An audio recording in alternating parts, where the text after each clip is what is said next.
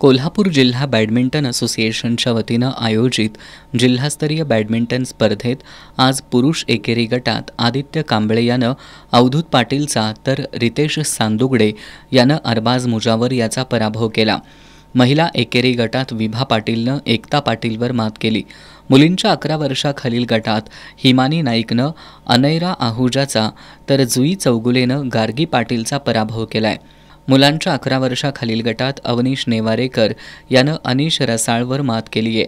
मुलांच्या 13 वर्षाखालील गटात पुष्कर खोतनं रणवीर करजगार याच्यावर विजय मिळवलाय।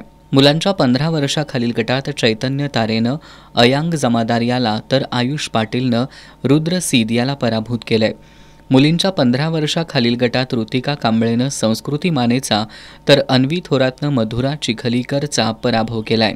मुलांच्या 19 वर्षाखालील गटात चिन्मय कांबळेनं अनिश रसाळवर तर अनिश पाटीलनं युवेन भिडे याच्यावर मात केली आहे।